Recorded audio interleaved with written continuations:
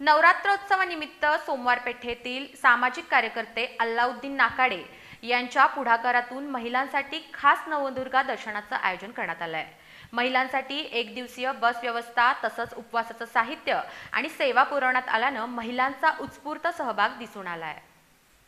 नवरात्र उत्सवानिमित्त सोमवार पेठेत सामाजिक बांधिलकी जपत सामाजिक कार्यकर्ते अल्लाउद्दीन नाकाडे यांच्या पुढाकारातून महिलांसाठी नवदुर्गा दर्शनाचं आयोजन करण्यात आलं आहे।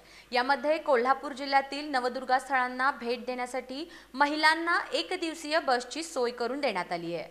यासोबतच उपवासाचे सर्व साहित्य आणि आवश्यक सेवा पुरवण्यात आल्या।